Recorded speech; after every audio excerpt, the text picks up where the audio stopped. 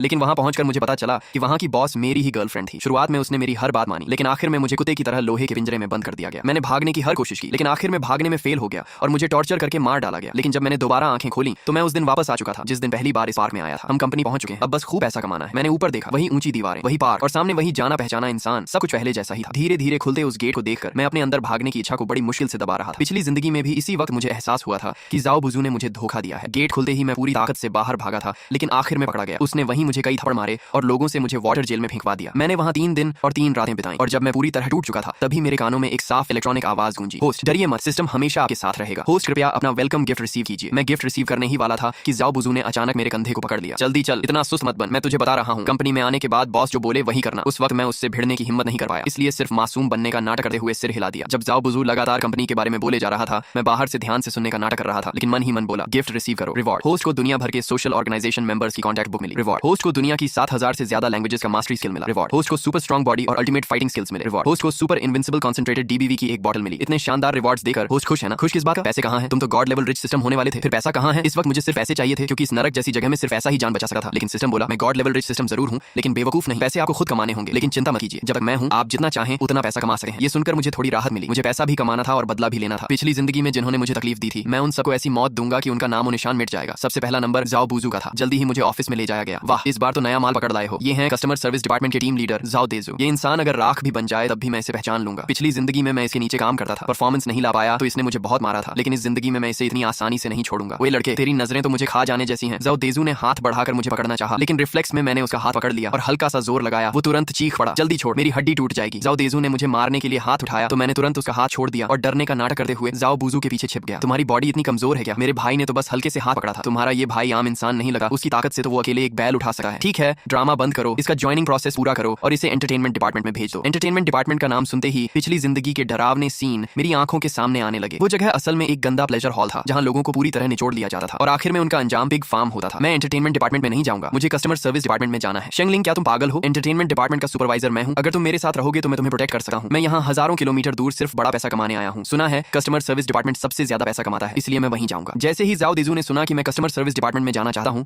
वो तुरंत मुझे लेकर ज्वाइनिंग कराने लगा और लगातार मेरी तारीफ करता रहा कि मेरी सोच बड़ी है और मेरा विजन बहुत बड़ा है। लेकिन उसके दिमाग में क्या चल रहा था मैं अच्छी तरह जानता था। ज्वाइनिंग करते वक्त मुझसे जबरदस्ती स्लेव कॉन्ट्रैक्ट साइन करवाया गया। मेरा फोन, आईडी कार्ड और पासपोर्ट सब छीन लिया गया और खड़ा जाओ देजू मुझे देकर ताने मारने लगा। बाद में रोते हुए मेरे पास मदद मांगने मत आना, इतना कहकर वो मुड़कर चला गया। जैसे ही मुझे प्रोटेक्ट करने वाला कोई नहीं रहा, जाओ देजू फिर से अकड़ में आ गया। घुटनों पर बैठ और मेरे जूते चाट, फिर मैं तेरी बदतमीजी माफ करूंगा। बकवास बंद करो, जल्दी मुझे कंप्यूटर दो, मुझे पैसा कमाना शुरू करना है। मैं इसलिए इतना जल्दी कर रहा था क्योंकि सिस्टम ने इमरजेंसी नोटिफिकेशन दिया था कि 10 बिलियन वैल्यू का एक बड़ा डील डिटेक्ट हुआ है। कमाल है, तूने मेरी बात काटने की हिम्मत कैसे की? इस महीने हमारे ग्रुप का टारगेट पूरा हुआ या नहीं? सिर्फ 1 हफ्ता बचा है, अगर टारगेट पूरा नहीं हुआ तो सजा मिलेगी। जाओ देजू के चेहरे पर शौक साफ दिख रहा था। उसे देखकर मुझे समझ आ गया कि उसका टारगेट अभी तक पूरा नहीं हुआ है। मेरे पास तुम्हारे साथ टाइम वेस्ट करने का वक्त नहीं है, जल्दी करो, मुझे पैसा कमाना है, अभी इसी वक्त काम शुरू करना है। मुझे इतना उत्साहित देकर जाओ देजू ने मुझे परेशान करना बंद कर दिया और मुझे ऑफिस की तरफ ले गया। ऑफिस के अंदर हर कोई पूरी मेहनत से काम कर रहा था। उनके पैर तक वर्क स्टेशन से जंजीरों में बंधे हुए थे। मैं अपनी सीट पर जाकर बैठ गया और सिस्टम स्क्रीन पर दिख रहे फोन नंबर को देखने लगा। सिस्टम बोला, होस्ट ये जापान के यामागुची ग्रुप के बॉस का नंबर है, उसे तुरंत हथियारों की एक बड़ी खेप चाहिए। आप बस कॉल कीजिए और मेरे बताए अनुसार बात कीजिए, आपको ये 10 बिलियन मिल जाएंगे। मैंने गहरी सांस ली और नंबर डायल किया। जल्दी ही कॉल कनेक्ट हो गई। फोन के दूसरी तरफ एक मिडिल एज आदमी की आवाज आई। अगले ही पल सिस्टम स्क्रीन पर प्रॉम्प्ट आया और मैंने तुरंत फ्लुएंट जापानीज में उससे बात करना शुरू कर दिया। आसपास के लोग शॉक होकर मुझे देखने लगे। जाओ देजू गुस्से में मेरी तरफ बढ़ा, ये क्या कर रहा है तू? लेकिन वो मेरी बात सुनकर वहीं जम गया। इसके बाद मैं फिर फोन पर बात करने लगा। सब कुछ स्मूथ रहा। मेरी और उस बॉस की काफी अच्छी बातचीत हुई और मैंने उसे बैंक अकाउंट नंबर दे दिया। अगले ही पल मेरी स्क्रीन पर दिखा कि उस कार्ड में 10 बिलियन येन ट्रांसफर हो चुके हैं। जाओ देजू स्क्रीन को घूरते हुए एक्साइटमेंट में अपना मुंह पकड़कर खड़ा रह गया। जैसे ही मैंने कॉल काटी वो खुद को रोक नहीं पाया। 10 बिलियन, ये नया लड़का 10 बिलियन कमा लाया। पूरा ऑफिस शॉक में था। जाओ देजू खुशी से नाचने लगा जैसे पैसा उसके पॉकेट में आने वाला हो। ये खबर जल्दी ही पीछे बैठे असली बॉस तक पहुंच गई और आधे घंटे के अंदर वो कस्टमर सर्विस डिपार्टमेंट में आ गया। जैसे ही मैंने उस हिडन बॉस को देखा मेरी आंखें सिकुड़ गईं। वो वही इंसान था जिस पर मैंने सबसे ज्यादा भरोसा किया था। जब वो मेरे सामने आई तो मेरा दिल जोर से धड़क उठा। लिन नियन शू के खूबसूरत चेहरे पर एक प्रोफेशनल स्माइल थी। वो मुझे ऐसे देख रही थी जैसे मैं कोई अजनबी हूँ। सुना है कोई नया आदमी आते ही 10 बिलियन येन का डील कर गया। जी लिन बॉस, बिल्कुल सही, यही है वो नया लड़का, नाम है शेंगलिन। पिछली जिंदगी में उसने मुझे बताया था कि उसका नाम सू शाओयू है। वो एक अनाथ लड़की है जिसका कोई सहारा नहीं। जब मैं सबसे बुरे हाल में था उसने मुझे जगह दी, काम दिया, अपनापन दिया, लेकिन अब पता चला कि उसका नाम तक नकली था। लिन नियन शुए मेरे सामने आकर ऊपर से मुझे देखने लगी। नए आदमी, तुम में टैलेंट है, अच्छे से काम करो, पार्क तुम्हारे साथ बुरा नहीं करेगा। वो मुड़कर जाने लगी। तभी मैंने अचानक कहा, लिन बॉस, मैं पहले एक लड़की को जानता था, वो बिल्कुल आपकी तरह दिखती थी। उसने अपना नाम सू शाओयू बताया था। लिन नियन शू के कदम रुक गए। हवा जैसे जम गई हो। वो धीरे धीरे मुड़ी और उसकी आंखों में एक ऐसा इमोशन था जिसे मैं समझ नहीं पाया। वो धीरे से बोली, दुनिया में एक जैसे दिखने वाले बहुत लोग होते हैं, अच्छे से काम करो और ज्यादा मत सोचो। वो चली गई, लेकिन मुझे पता था कि मेरी बात उसके दिल में एक बीज बो चुकी है। पिछली जिंदगी में उसने मुझे कुत्ते की तरह इस्तेमाल किया था, लेकिन इस जिंदगी में मैं उसे वही दर्द महसूस करवाऊंगा जब सबसे भरोसेमंद इंसान धोखा देता है। सिस्टम नोटिफिकेशन आया। होस्ट की इमोशनल स्टेट में बदलाव बदलाव डिटेक्ट हुआ है। फ्रेंडली रिमाइंडर, आपका डीडीसी अभी भी बैग में रखा है। क्या तुम्हारा सिस्टम थोड़ा बवर्ड नहीं है? Thanks for the compliment. मुझे 8 लोगों वाले डॉर्मेटरी रूम में भेज दिया गया। ऊपर नीचे वाले बेड अंधेरा और गीला कमरा, दीवारों पर फफूंदी लगी हुई थी। रूम में रहने वाले बाकी 5 लोग मुझे अजीब नजरों से देखने लगे। नया लड़का, सुना है आज तूने 10 बिलियन का डील किया। झूठ बोल रहा होगा, इसे इग्नोर करो। नए लोग हमेशा बड़ी बड़ी बातें करते हैं, कुछ दिनों बाद खुद रोएगा। मैंने कुछ नहीं कहा और अपने बेड पर चढ़ गया। जैसे ही लेटा सिस्टम ने फिर नोटिफिकेशन दिया। वो 3 लोग, नीचे वाले 2 और सामने वाला एक होस्ट को सलाह दी जाती है कि फोन बुक फंक्शन इस्तेमाल करके म्यांमार मिलिट्री को इस पार की शिकायत करें और मौके का फायदा उठाकर भाग जाएं। नहीं, अभी भागना उनके लिए बहुत आसान होगा। मैं पूरे पार को खत्म करूंगा और जिन्होंने मुझे दर्द दिया है उन्हें इसकी कीमत चुकानी पड़ेगी। मैंने आंखें बंद की और पिछली जिंदगी की यादें फ्लड की तरह लौट आईं। वाटर जेल में दम घुटने का दर्द, इलेक्ट्रिक शॉक की जलन और बिग फार्म में सुअरों के साथ फेंके जाने की बेइज्जती। इस जिंदगी में मैं उनसे हर दर्द का कई गुना बदला लूंगा। हेलो, क्या ये Myanmar human trafficking control office है? मैं एक पार की शिकायत करना चाहता हूँ। अगली सुबह जैसे ही मैं वर्क स्टेशन पर पहुंचा, जाओ देजू खुशामद भरी स्माइल के साथ मेरे पास आया। लिन भाई पानी पीजिए, आज अगर कोई बड़ा डील हो तो अपने भाई को भी साथ ले लेना। जाओ टीम लीडर, कल तो आप मुझे जूते चाटने बोल रहे थे ना? मेरी जुबान खराब थी, मैं अंधा था। लाइन भाई, आप बड़े दिल वाले इंसान हैं। उसकी ये शक्ल देखकर मुझे सिर्फ घिन आ रही थी। पिछली जिंदगी में यही आदमी मुझे मारता था, गालियां देता था और बचा हुआ खाना खाने पर मजबूर करता था, लेकिन अब वही कुत्ते की तरह दुम हिला रहा था। ठीक है, मुझे कंप्यूटर दो, मुझे काम करना है। मैंने सिस्टम खोला तो नया मिशन सामने आया, नया डील आया है। कुछ लोगों को हथियारों की खेप चाहिए, वैल्यू 200 मिलियन है और मेन कॉन्टैक्ट का नाम डॉन किहोटे है। ये नाम इतना जाना पहचाना क्यों लग रहा है? जान पहचान छोड़ो, बस कॉल करो। मैंने गहरी सांस ली और नंबर डायल किया। इस बार मैंने फ्लुएंट इंग्लिश में बात की और आसपास के लोग फिर से शॉक में पड़ गए। ये आखिर कौन सा मॉन्स्टर है? आधे घंटे बाद 200 मिलियन यूरो अकाउंट में आ गए और पूरा ऑफिस पागल हो गया। 200 मिलियन यूरो, हे भगवान! लेकिन मुझे पता था ये तो सिर्फ शुरुआत है। मैं इसी पैसे से इस नरक जैसी जगह में अपनी ताकत खड़ी करूंगा। 200 मिलियन यूरो वाले डील ने पूरे पार को हिला दिया और 1 घंटे के अंदर लिन नियन शू फिर से कस्टमर सर्विस डिपार्टमेंट में आ गई। शंगलीन, मेरे ऑफिस में आओ। उसकी आवाज ऐसी थी जिसे मना नहीं किया जा सकता था। मैं उसके पीछे लग्जरी ऑफिस में गया और उसने मुझे बैठने का इशारा किया। तुम आखिर हो कौन? एक ऐसा इंसान जो पैसा कमाना चाहता है। कोई आम इंसान 7000 से ज्यादा लैंग्वेजेस नहीं जान सकता, न यामागुची गुरु को जान सकता है और ना ही माफिया के साथ बिजनेस कर सकता है। लिन बॉस, आप भी तो सुशाओयू नहीं है। सही कहा ना? कमरे की हवा फिर जम गई। लिन नियन शुए का चेहरा बदल गया, अब वो खतरनाक लग रही थी। तुम आखिर जानते क्या हो? मैं जानता हूँ कि 3 साल पहले आप चाइना गई थी। वहाँ आपकी मुलाकात शंगलीन नाम के आदमी से हुई थी। उसने आपको अपनी जिंदगी बचाने वाली समझा था, लेकिन आखिर में आपने उसे बिग फार्म में बंद कर दिया। लिन नियन शुए अचानक खड़ी हो गई, उसका चेहरा पूरी तरह सफेद पड़ चुका था। तुम आखिर हो कौन? मैं कौन हूँ ये इंपॉर्टेंट नहीं है। इंपॉर्टेंट ये है कि मिस लिन, मैं आपसे एक डील करना चाहता हूँ। लिन नियन शुए ने मेरी तरफ देखा, उसकी आंखों में पहली बार डर दिखाई दिया। कैसी डील? मुझे इस पूरे पार की मैनेजमेंट पावर चाहिए। तुम पागल हो गए हो? मैं पागल नहीं हूँ। मैं इस पूरे पार की अर्निंग 10 गुना बढ़ा सकता हूँ। मैं दुनिया भर के बड़े नेताओं को हमारा क्लाइंट बना सकता हूँ। मैं इस पार को अंडरग्राउंड से आधा लीगल लेवल तक ले जा सकता हूँ। इसके बदले में यहाँ हर फैसला मेरा होगा। मैं तुम पर भरोसा क्यों करूँ? मैंने अपना फोन निकाला और सिस्टम स्क्रीन खोल दी। उस पर अनगिनत नंबर्स दिखाई दे रहे थे। ये दुनिया भर के अमीर लोगों और माफिया बॉसेस के प्राइवेट नंबर्स थे। यहाँ तक कि तुम्हारे पार के पीछे छिपे असली सपोर्टर म्यांमार बॉर्डर आर्मी के जनरल मिन आउंग का नंबर भी था। लिन नियन शुए का चेहरा पूरी तरह बदल गया। जनरल मिन आउंग इस पार का असली मालिक था और उसका नंबर बहुत कम लोगों को पता था। तुम्हारे पास ये नंबर कैसे है? मिस लिन, आपको सिर्फ इतना जवाब देना है, हाँ या ना। लिन नियन शुए काफी देर तक चुप रही, फिर धीरे से बोली। मैं मुड़ा और वहां से बाहर चला गया। उसे अकेले कुर्सी पर बैठे छोड़कर ऑफिस से बाहर निकलते ही सिस्टम ने नोटिफिकेशन दिया, होस्ट कमाल हो लेकिन सावधान रहना। लिन नियन शुए इतनी आसान और सीधी इंसान नहीं है। रात को मैं बेड पर लेटा हुआ आज की सारी बातें सोच रहा था। लिन नियन शुए के रिएक्शन से साफ था कि अब उसे मेरी आइडेंटिटी पर शक होने लगा है। शेंगलिन, सो गए क्या? ये मेरे ऊपर वाले बेड पर सोने वाला कमजोर सा लड़का शाओ वंग था। पिछली जिंदगी में उसे भी टॉर्चर करके मार दिया गया था। क्या हुआ? तुम सावधान रहना। आज कुछ लोग तुम्हारे बारे में पूछताछ कर रहे थे। कौन लोग? सिक्योरिटी डिपार्टमेंट वाले। वो कह रहे थे कि तुम बहुत ज्यादा अटेंशन ले रहे हो, इसलिए तुम्हें सबक सिखाना चाहते हैं। सिक्योरिटी डिपार्टमेंट इस पूरे पार्ट की सबसे खतरनाक जगह थी। वो ना मानने वाले एम्प्लॉइज को पनिश करते थे और उनके तरीके बेहद क्रूअल थे। पिछली जिंदगी में सिक्योरिटी हेड लीहू ने खुद मुझे भी केज में फेंका था। इस जिंदगी में वो इतनी जल्दी बेचैन हो गया। थैंक्स शाओ वंग, मुझे समझ आ गया। शेंगलिन, क्या तुम मुझे भी यहाँ से बाहर ले जा सकते हो? मैं यहाँ नहीं रहना चाहता, मुझे घर जाना है। उसकी आंखों में वही डर और उम्मीद थी जो कभी मेरी आंखों में थी। इंतजार करो, मैं तुम्हें यहाँ से बाहर निकालूंगा, लेकिन अभी नहीं, अभी सही समय नहीं आया। अगले दिन दोपहर में मैं खाना लेकर बैठा ही था कि 5 बड़े बॉडीगार्ड्स ने मुझे घेर लिया। उनका लीडर सिक्योरिटी मिनिस्टर लीहू था, जिसका चेहरा खतरनाक और आंखें बेहद डरावनी थी। तुम ही शेंगलिन हो? सुना है तुम बहुत एटीट्यूड दिखा रहे हो। अभी कुछ दिन हुए हैं और तुम मेरे सिर पर चढ़ने लगे हो। पूरा कैफेटेरिया अचानक शांत हो गया। सब लोग हमारी तरफ देखने लगे। झाओ देंजू दूर खड़ा तमाशा देख रहा था और उसके चेहरे पर खुशी साफ दिखाई दे रही थी। मिनिस्टर ली, अगर कुछ कहना है तो सीधे बोलो, मेरा खाना खाने का टाइम वेस्ट मत करो। साले, तुझे बहुत घमंड हो गया है क्या? उसने मेरा कॉलर पकड़ने के लिए हाथ बढ़ाया, लेकिन मैंने उसका रिस्ट पकड़ लिया और हल्का सा दबाव डाला। छोड़ो मिनिस्टर ली, आपकी बॉडी तो इतनी स्ट्रांग भी नहीं है। लीहू दर्द से पसीना पसीना हो गया। उसके आदमी आगे बढ़े, लेकिन मेरी आंखों को देखकर रुक गए। जाकर अपने मालिक से कहना कि 3 दिन तक मुझे परेशान न करे। 3 दिन बाद हिसाब करने के लिए बहुत समय मिलेगा। लीहू अपना रिस्ट पकड़कर शर्मिंदा हालत में वहां से चला गया। पूरा कैफेटेरिया फुसफुसाने लगा। ये आदमी कौन है? लीहू तक को मार दिया? क्या इसे अपनी जान की परवाह नहीं? मैं वापस अपने वर्क स्टेशन पर आया तो झाओ देजू मेरे पीछे आ गया। शेंगलिन, क्या तुम पागल हो गए हो? तुमने लीहू को भी नाराज कर दिया। झाओ भाई, अभी तो आप बड़ा मजा ले रहे थे ना, मैं तुम्हारी चिंता कर रहा था। तुम्हें मैं यहाँ लाया हूँ। अगर तुम्हारे साथ कुछ हुआ तो मैं भी नहीं बचूंगा। तो आपकी चिंता के लिए धन्यवाद झाओ भाई। लिटिल चैन, इतना ओवर कॉन्फिडेंट मत बनो। तुम चाहे कितना भी पैसा कमा लो, अगर तुम्हारे पास सपोर्ट नहीं होगा तो एक दिन सब खत्म हो जाएगा। मैं उसकी तरफ देखता रहा। पिछली जिंदगी में उसी ने मुझे इस पार्क में लाकर फंसाया था और मेरी पिटाई और टॉर्चर होते हुए देखता रहा था, लेकिन अब वो खुद को अच्छा इंसान दिखा रहा था। झाओ भाई, आप जानते हैं मुझे सबसे ज्यादा किस तरह के लोग पसंद नहीं है? कैसे लोग? फेक लोग। झाओ देजू चुप हो गया और मैं वापस काम करने लगा। तभी सिस्टम ने नोटिफिकेशन दिया, होस्ट लिन नियन शुए की तरफ से मूवमेंट शुरू हो चुकी है। उसने आज रात 8 बजे आपको अपने ऑफिस में बुलाया है। आखिरकार वो समय आ ही गया। रात 8 बजे मैं समय पर लिन नियन शुए के ऑफिस पहुंचा। वहां उसके अलावा एक मिडिल एज्ड आदमी भी बैठा था। पार का असली सेकंड इन कमांड रणनीतिकार ओल्ड चियन। मिस्टर शेंग बैठिए। थैंक्स। आपकी कंडीशन के बारे में मिस लिन ने हमें बताया है। सच कहूं तो आपकी बातें बहुत ज्यादा एरोगेंट लगी हैं, लेकिन मेरे पास ऐसा कॉन्फिडेंस रखने की ताकत है। ये बात सही है, लेकिन हमारे मन में एक सवाल है, तुम्हें इस पार की मैनेजमेंट पावर ही क्यों चाहिए? तुम्हारी एबिलिटी एबिलिटी के साथ तुम खुद भी एम्पायर खड़ा कर सकते हो, क्योंकि मैं इस जगह से नफरत करता हूँ। ओल्ड चेन और लिन नियन शुए ने एक दूसरे को देखा। मैं इस इंसानों को निगलने वाली जगह से नफरत करता हूँ, यहाँ के हर इंसान से नफरत करता हूँ। मैं इसे बदलना चाहता हूँ। बदलना कैसे? बदलना इस पार को बड़ा बनाकर, इसे लीगल कंपनी बनाकर, पूरी तरह क्लीन बिजनेस में बदलकर। उस समय तुम्हें डर में जीने की जरूरत नहीं होगी, एम्प्लॉइज को बंद करके टॉर्चर नहीं किया जाएगा और हर इंसान सम्मान से जी सकेगा। ओल्ड चेन काफी देर तक चुप रहा। क्या तुम्हें पता है जनरल मिंग आओ को सबसे ज्यादा क्या चाहिए? पैसा। अगर उसे ज्यादा पैसा मिले तो हर चीज पर बात हो सकती है। तुम मेरी सोच से भी ज्यादा इंटेलिजेंट हो। 3 दिन बाद जनरल मिंग आओ तुमसे मिलना चाहता। 3 दिन बाद मुझे पार्क के सबसे अंदर बने कॉन्फ्रेंस रूम में ले जाया गया। जनरल मिंग आओ मुख्य सीट पर बैठा था और उसके पीछे 4 हेविली आर्म्ड गार्ड्स खड़े थे। तो तुम ही हो? जनरल को प्रणाम। सुना है तुम मेरा पार्क संभालना चाहते हो। संभालना नहीं, कोऑपरेशन करना चाहता हूँ। क्या फर्क है? संभालना मतलब आपका बिजनेस छीनना, कोऑपरेशन मतलब आपको पहले से ज्यादा अमीर बनाना। सुनाओ। मैंने सिस्टम प्रोजेक्शन खोला और स्क्रीन पर डिटेल्ड बिजनेस प्लान दिखने लगा। पहला स्टेप, पार्क को सिर्फ स्कैम बिजनेस से निकालकर मल्टी बिजनेस मॉडल बनाना, जिसमें cross border e commerce, online games और लाइव स्ट्रीम सेलिंग शामिल होगी। दूसरा स्टेप, ओवरसीज ब्रांचेस बनाकर बिजनेस को साउथ ईस्ट एशिया तक फैलाना। तीसरा स्टेप, सब कुछ लीगल बनाकर होल्डिंग कंपनी एस्टैब्लिश करना और प्रॉपर इन्वेस्टमेंट लाना। इससे अभी से ज्यादा कमाई होगी। अभी साल का कितना प्रॉफिट है? 3 अरब। 3 साल बाद मैं इसे 30 अरब तक पहुंचा दूंगा। कमरे में सन्नाटा छा गया। मिंग आओ काफी देर तक मुझे घूरता रहा। अगर तुमने मुझे धोखा दिया तो जनरल, मेरी जान आपके हाथ में है, मैं आपको धोखा देने की हिम्मत करूंगा? मीटिंग रूम से बाहर निकलते ही मैंने गहरी सांस ली। सिस्टम ने प्रॉम्प्ट दिया, होस्ट कमाल हो। मिंग आओ मान गया। ये तो बस शुरुआत है। लेकिन होस्ट, आपने जो प्लान्स बताए क्या वो सच है? बिल्कुल सच है। बस फर्क इतना है कि आखिर में सारा पैसा मेरी पॉकेट में जाएगा। आपकी सोच डेंजरस है। वापस डॉर्मेटोरी पहुंचा तो शियाओ वांग मेरा इंतजार कर रहा था। शेंगलिन, बहुत बुरा हो गया। झाओ बुजू को मार दिया गया। क्या हुआ? उस पर गैम्बलिंग डेट था, चुका नहीं पाया, इसलिए ली हूं के लोगों ने उसे पकड़ लिया। बोल रहे हैं उसे वाटर प्रिजन में डाल देंगे। मैं कुछ पल के लिए चुप रह गया। पिछली जिंदगी में झाओ बुजू ने मुझे वाटर प्रिजन में फेंका था। इस बार उसकी बारी थी। तुम उसे बचाने नहीं जाओगे? नहीं, लेकिन इस जगह पर सॉफ्ट हार्टेड लोग ज्यादा देर नहीं जीते। ऐसा कहने के बावजूद मैं वाटर प्रिजन के बाहर पहुंच गया। मैं उसे बचाने नहीं, उसकी हालत देखने आया था। लोहे की खिड़की से मैंने देखा झाओ बुजू गंदे पानी में गर्दन तक डूबा कांप रहा था। उसके होंठ नीले पड़ चुके थे। मुझे देखते ही उसकी आंखें चमक उठी। शेंगलिन, शेंगलिन मुझे बचा लो प्लीज। झाओ बुजू, याद है पिछली जिंदगी में मैं भी ऐसे ही तुमसे मदद की भीख मांग रहा था। क्या? शेंगलिन, तुम क्या कह रहे हो? कुछ नहीं, बस ये बताने आया हूँ कि कर्मा हमेशा लौट कर आता है। मैं मुड़कर जाने लगा तो वो पागलों की तरह चिल्लाया, शेंगलिन मैं गलत था, मुझे तुम्हें यहाँ नहीं लाना चाहिए था। मेरे बूढ़े माँ बाप हैं, बच्चे हैं, मुझे एक मौका दे दो। झाओ बुझो, मैं तुम्हें एक चांस देता हूँ। बताओ मुझे यहाँ कौन लाया था? लिन मैडम, लिन नियनश्वेन। उसने कहा था तुम्हारे अंदर वो चीज है जो उसे चाहिए। मैं सीधे लिन नियनश्वे के ऑफिस में घुस गया। वो फाइल्स देख रही थी। मुझे देखकर उसकी भौहें सिकुड़ गईं। किसी ने तुम्हें नॉक करना नहीं सिखाया? लिन नियनश्वे, मेरे अंदर ऐसी कौन सी चीज है जो तुम्हें चाहिए? उसके हाथ रुक गए। तो आखिर तुम पूछ ही बैठे। शेंगलिन, अब जब बात यहाँ तक आ गई है तो मैं सच पाऊंगी। 3 साल पहले मुझे खबर मिली थी कि शेंगलिन नाम के आदमी के पास एक सीक्रेट है। ऐसा सीक्रेट जिसकी कीमत दुनिया से भी ज्यादा है। कौन सा सीक्रेट? एक सिस्टम, ऐसा सिस्टम जो इंसान को कुछ भी करने लायक बना देता है। मेरा दिल जोर से धड़कने लगा। तुम्हें इसके बारे में कैसे पता? क्योंकि 30 साल पहले भी एक आदमी के पास ऐसा सिस्टम था। उसका नाम था शेंग तियान। मैं वहीं जम गया। शेंग तियान, वो मेरे दादाजी का नाम था। मेरे पिता और तुम्हारे दादाजी पार्टनर थे। दोनों मिलकर सिस्टम की मदद से बिजनेस करते थे। लेकिन बाद में तुम्हारे दादाजी ने उन्हें बिट्रे कर दिया और सिस्टम लेकर गायब हो गए। मरने से पहले मेरे पिता ने कहा था कि किसी भी कीमत पर शेंग परिवार के वारिस को ढूंढकर हमारी चीज वापस लानी है। तो तुम मेरे करीब सिर्फ सिस्टम के लिए आई थी? हाँ, लेकिन बाद में मुझे पता चला कि सिस्टम तुम्हारे पास नहीं है, इसीलिए मैंने तुम्हें बंद करवा दिया ताकि शायद टॉर्चर से सिस्टम बाहर आ जाए। लेकिन तुम मर गए। वो इतनी शांति से ये सब कह रही थी जैसे किसी मामूली बात का जिक्र कर रही हो। तुम्हें पता है मैं कितनी दर्दनाक मौत मरा था? मुझे पता है, लेकिन शेंगलिन, इस जगह पर सॉफ्ट हार्टेड लोग ज्यादा नहीं जीते। ये बात तुमने खुद कही थी। मैं अचानक हंस पड़ा। तुम सही कहती हो, इसलिए लिन नियनश्वे, अब हमारा हिसाब बराबर है। अगले 1 महीने में मैंने पार्क में बड़े बदलाव शुरू कर दिए। प्लान के मुताबिक पार्क का नाम बदलकर Myanmar cross border e commerce industrial park कर दिया गया। ऊपर से सब लीगल बिजनेस दिखता था, लेकिन अंदर अभी भी ग्रे बिजनेस चलता था। बस उसका हिस्सा बहुत कम कर दिया गया था। पोस्ट, इस महीने की रिपोर्ट, लीगल बिजनेस से 50 मिलियन प्रॉफिट, ग्रे बिजनेस से 200 मिलियन, टोटल 250 मिलियन। मिंग आओ बहुत खुश है। शियाओ वांग और बाकी लोग, शियाओ वांग को लीगल बिजनेस ग्रुप में शिफ्ट कर दिया गया है। अब वो कस्टमर सर्विस सुपरवाइजर है। Monthly salary 20,000। बाकी जिन लोगों को आपने प्रोटेक्ट किया था उन्हें भी सेफ जॉब्स दे दी गई हैं। मैं खिड़की के बाहर देखने लगा। पार्क की ऊंची दीवारें अभी भी थीं, लेकिन कम से कम अब अंदर के लोगों को मार खाने, बंद होने या बेचे जाने का डर नहीं था। होस्ट, अब आगे क्या? लिन नियनश्वे पर नजर रखो। वो अभी शांत है, रोज ऑफिस वर्क संभाल रही है। कोई एबनॉर्मल एक्टिविटी नहीं, लेकिन सिस्टम ने डिटेक्ट किया है कि वो सीक्रेटली मिंग आओ से कांटेक्ट में है। मुझे पता है वो क्या चाहती है। वो चाहती है कि मैं पार्क को बड़ा कर दूं और फिर मुझे रास्ते से हटाकर सब खुद ले ले। मैं सीधे उसके ऑफिस में गया। लिन नियनश्वे, तुम्हारे और मिंग आओ के बीच क्या चल रहा है? मुझे सब पता है। तुम चाहती हो कि मैं पार्क को बड़ा करूं और फिर तुम दोनों मिलकर मुझे बाहर निकाल दो, सही? शेंगलिन, तुम सच में बहुत ज्यादा स्मार्ट हो। इतना स्मार्ट की डर लगा है। मैं तुम्हें ब्लेम नहीं करता। अगर मैं तुम्हारी जगह होता तो शायद यही करता। तो आज यहाँ क्यों आए हो? मुझे मारने? मारना वो तो बहुत आसान पनिशमेंट होगी। मैं चाहता हूँ कि तुम अपनी आंखों से देखो कि जो चीजें तुम्हारी होनी चाहिए थी वो एक एक करके मैं कैसे छीनता हूँ। लिन नियनश्वे का चेहरा बदल गया। आज से तुम इस पार्क की इंचार्ज नहीं हो। मैं मिंग आओ से कहूंगा कि तुमने पार्क का पैसा गबन किया है और इन्वेस्टिगेशन तक तुम्हें सस्पेंड किया जाता है। वो तुम्हारी बात मानेगा? हाँ, क्योंकि मैंने उसे ऐसे सबूत दिए हैं जिन्हें वो इग्नोर नहीं कर सकता। मिंग आओ अकाउंट बुक्स देख रहा था और उसका चेहरा गुस्से से भरा था। लिन नियनश्वे, इन अकाउंट्स के बारे में क्या कहना है? जनरल, ये फेक हैं, ये सब फॉर्ज्ड है। सच या झूठ इन्वेस्टिगेशन में पता चल जाएगा। गार्ड्स, इसे ले जाओ और पूरी जांच करो। लिन नियनश्वे को घसीट कर ले जाया जा रहा था, लेकिन उसकी नजरें अब भी मुझ पर टिकी थीं। तुम इसका पछतावा करोगे। मुझे सबसे ज्यादा पछतावा पिछली जिंदगी में तुम पर भरोसा करने का है। लिन नियनश्वे को उसी वाटर प्रिजन में बंद कर दिया गया जहां उसने न जाने कितने लोगों को डाला था। मैं बाहर खड़ा उसकी हालत देख रहा था। देख लिया? हाँ, देख लिया। लिन नियनश्वे, पता है मुझे तुम्हारा शुक्रिया अदा करना चाहिए। किस लिए? इसलिए कि तुमने मुझे सिखाया कि इस दुनिया में इंसान सिर्फ खुद पर भरोसा कर सकता है। लिन नियनश्वे को बंद हुए तीसरा दिन था जब ली हू अचानक लोगों के साथ मेरे ऑफिस में घुस आया। शेंगलिन, जनरल तुम्हें बुला रहा है। क्यों? जाकर पता चल जाएगा। उसके चेहरे को देखकर मुझे समझ आ गया कुछ गड़बड़ है। तभी सिस्टम ने वार्निंग दी। वार्निंग, टारगेट इमोशंस एबनॉर्मल हैं। 80% प्रोबेबिलिटी है कि वे आपके खिलाफ कदम उठाएंगे। क्या वो मुझे मारना चाहते हैं? लिन नियनश्वे ने सब कबूल कर लिया है। उसने कहा है कि असली खतरा आप हैं। अगर आपको जिंदा छोड़ा गया तो एक दिन आप जरूर कंट्रोल ले लेंगे। चलो जल्दी। ली विभागाध्यक्ष, क्या तुम्हें पूरा यकीन है कि तुम मुझे वहां ले जाना चाहते हो? चुपचाप चल। मैं उठकर उसके पीछे चल पड़ा। कॉरिडोर से गुजरते वक्त मेरी नजर शियाओ वांग पर पड़ी। उसने हल्का सा सिर हिलाया। मीटिंग रूम में मिंगाओ मुख्य सीट पर बैठा था और चारों तरफ गार्ड्स खड़े थे। लिन नियनशुए भी वहीं थी और उसके चेहरे पर जीत की मुस्कान थी। शेंगलिन, किसी ने मुझसे कहा है कि तुम मेरी जगह लेना चाहते हो, तो आप क्या सोचते हैं? अगर मैं उसकी बात मानता तो तुम्हें यहाँ बुलाता नहीं, सीधे मरवा देता। आप काफी स्मार्ट हैं, इसीलिए मैं तुम्हें एक मौका दे रहा हूँ। अपनी लॉयल्टी साबित करो। कैसे? इसे मार दो। उसने उंगली लिन नियनशुए की तरफ कर दी। उसकी मुस्कान तुरंत गायब हो गई। जनरल, तुम दोनों में से सिर्फ एक ही जिंदा रहेगा। शेंगलिन, फैसला तुम करो। मैंने लिन नियनशुए की तरफ देखा। पहली बार उसकी आंखों में असली डर दिखाई दे रहा था। जनरल, अगर मैं इसे मार दूं तो क्या आप मुझ पर भरोसा करेंगे? करूंगा। ठीक है। मैं उसकी तरफ बढ़ने लगा। वो पीछे हटी गई। शेंगलिन, तुम मुझे नहीं मार सकते। मैं तुम्हारे दादाजी का सीक्रेट जानती हूँ। कौन सा सीक्रेट? तुम्हारे दादाजी ने मेरे पिता को बिट्रे नहीं किया था, बल्कि मेरे पिता उन्हें मारना चाहते थे, इसलिए वो सिस्टम लेकर भाग गए। वो सिस्टम शुरू से तुम्हारे परिवार का था। मैं कुछ पल के लिए जड़ हो गया। मरने से पहले मेरे पिता ने कहा था कि शेंग परिवार के वारिस को ढूंढकर सिस्टम वापस लाना, इसलिए नहीं कि वो उनका था, बल्कि इसलिए कि उन्हें डर था शेंग परिवार उनसे बदला लेगा। पुरानी बातें मुझे इंटरेस्टिंग नहीं लगी। जनरल, मैं इसे मार सका हूँ, लेकिन इसके बाद आप मेरे साथ क्या करेंगे? सच कहूँ तो तुम दोनों में से किसी पर भी मुझे भरोसा नहीं। मैं हंस पड़ा। जनरल, आप सच बोलते हैं, इसलिए मैं भी साफ कह देता हूँ, मुझे भी आप पर भरोसा नहीं। जैसे ही उसकी बात खत्म हुई, बाहर अचानक अलार्म बजने लगा। एक गार्ड भागता हुआ अंदर आया। बुरा हो गया, बाहर मिलिट्री कॉन्वॉय आ गया है। मैंने खिड़की से बाहर देखा। दर्जनों मिलिट्री ट्रक्स पार्क की तरफ बढ़ रहे थे। उन गाड़ियों पर म्यांमार सेंट्रल गवर्नमेंट का झंडा लगा हुआ था। जनरल, मैंने कहा था कि 3 साल में आपको 3 बिलियन कमा कर दूंगा, लेकिन मैंने ये भी कहा था कि मैं इस पार्क से नफरत करता हूँ, इसलिए मैंने आपकी तरफ से एक फैसला कर लिया। पार्क को म्यांमार गवर्नमेंट को सौंप दिया, बदले में स्पेशल पार्डन लिया है। वे हम सबको मार देंगे। नहीं, मैंने सारी कंडीशन तय कर ली है। अगर आप पार्क सौंप दें, सारे सबूत दे दें और इन्वेस्टिगेशन में कोऑपरेट करें, तो आपको सिर्फ 3 साल की सजा होगी। उसके बाद विदेश जाकर सेटल हो सकते हैं तुम, क्योंकि अब आपके पास कोई और ऑप्शन नहीं है। पार्क का बड़ा गेट धीरे धीरे खुला। सेंट्रल गवर्नमेंट आर्मी अंदर घुस आई। सारे एम्प्लॉइज को मैदान में इकट्ठा किया गया। हर किसी के चेहरे पर डर था। सभी लोग ध्यान दें, हम म्यांमार गवर्नमेंट फोर्सेज हैं। इस वक्त से यह पार्क ऑफिशियली गवर्नमेंट कंट्रोल में है। यहाँ मौजूद सभी एम्प्लॉइज को उनके घर वापस भेजा जाएगा। भीड़ में जोरदार शोर मच गया। शियाओ वांग भागकर मेरे पास आया और मुझे कसकर पकड़ लिया। शेंगलिन, हम बच गए। हम सच में घर जा सकते हैं? हाँ, घर जा सकते हैं। मैंने भीड़ की तरफ देखा। मुझे झाओ बुझू दिखाई दिया। उसका पूरा शरीर भीगा हुआ था, लेकिन वो बच्चे की तरह हंस रहा था। ली हूँ जमीन पर सैनिकों के नीचे दबा पड़ा था। उसका चेहरा पूरी तरह सफेद पड़ चुका था। झाओ देजू कोने में बैठा कांप रहा था। मिस्टर शेंगलिन, कोऑपरेशन के लिए धन्यवाद। अग्रीमेंट के मुताबिक अब आप जा सकते हैं। Thank you. मैं पार्क के मुख्य गेट से बाहर निकला और पीछे मुड़कर उस ऊंची दीवार को देखा। तेज धूप आंखों में चुभ रही थी, इसलिए मैंने आंखें हल्की सी खोल ली। कांग्रेचुलेशंस होस्ट, आपने फर्स्ट स्टेज मिशन कंप्लीट कर लिया है। रिवॉर्ड के तौर पर इन 100 मिलियन आपके अकाउंट में ट्रांसफर कर दिए गए हैं। System, thank you. You're welcome. System baby भी होस्ट के साथ मिलकर बहुत खुश है। लेकिन होस्ट, अब आगे क्या करने वाले हैं? घर वापस जाऊंगा। लिन यानशुए की बात बार बार मेरे दिमाग में गूंज रही थी। सिस्टम शुरू से तुम्हारे परिवार का था, आखिर दादाजी के साथ क्या हुआ था? उनके पास सिस्टम कैसे आया और वो अब कहाँ है? होस्ट का नया लक्ष्य डिटेक्ट हो चुका है। सिस्टम अब होस्ट को शेंगतियान को ढूंढने में असिस्ट करेगा। New mission activated, journey to find your roots. इस मैनहवा के बस इतने ही पार्ट्स आए हैं। जैसे ही इसका नेक्स्ट पार्ट आएगा, मैं उसका भी फुल एक्सप्लेनेशन लेकर आऊंगा। ऐसी ही दमदार मैनहवा